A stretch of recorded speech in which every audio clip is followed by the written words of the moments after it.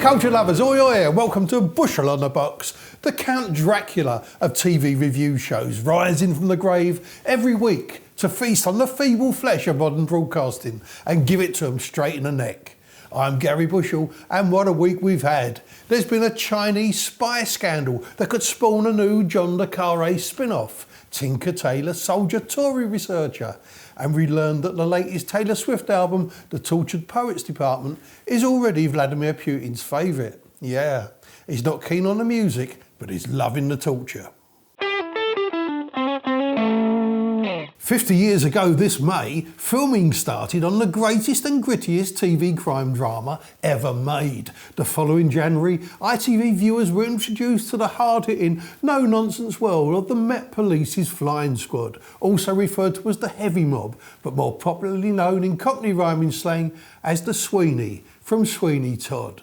The Sweeney were an instant response team of detectives set up to counter the growing problem of armed robbers, or blaggers, tooled up thieves who went over the pavement to do fast, violent raids on banks, bookies and security vans.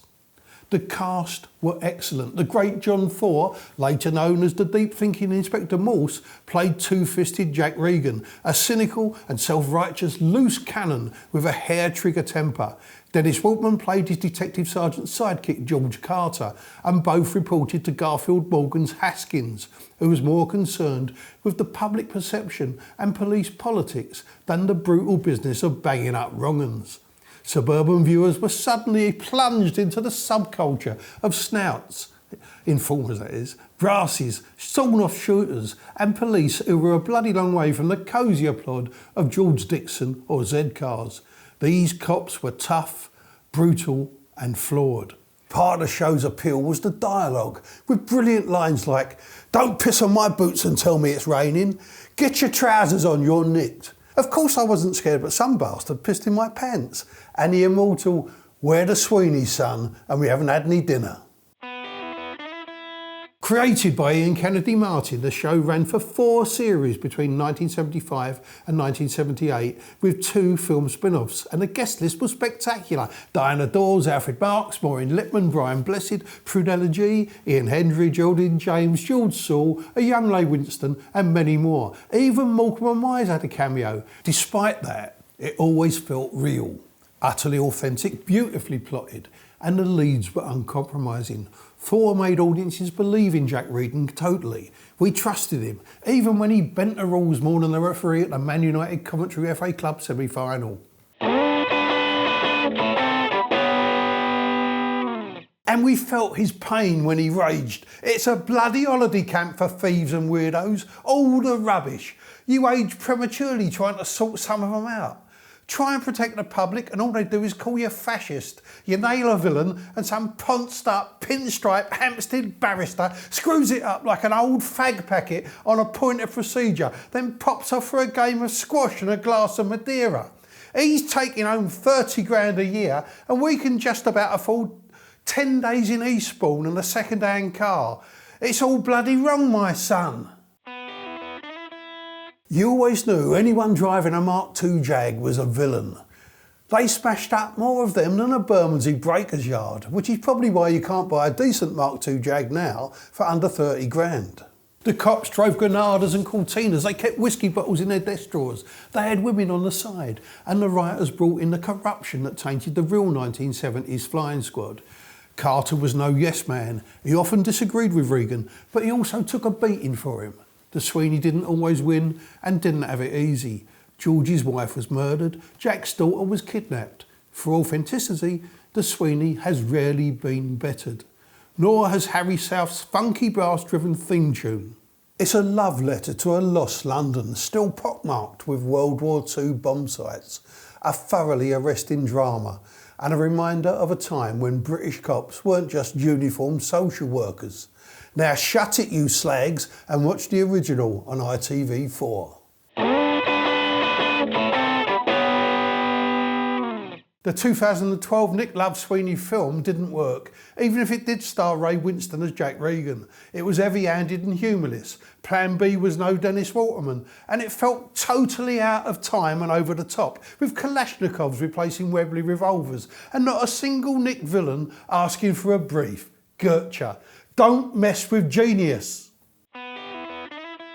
The Sweeney had a huge impact on popular culture, most notably in Squeeze's hit, Call for Cats. In the noughties it inspired The Excellent Life on Mars, and Minder was created as a vehicle for Dennis Waterman on the back of it, although he was trumped by the genius of George Cole's Arthur Daly. Well, what a letdown, what a swizz. I turned on the Bone Eater on Legend, and it was just a B-rated horror film, nothing to do with blowjobs at all. Blue movies give kids the wrong impression. There's no way you can get a plumber to come out that quickly.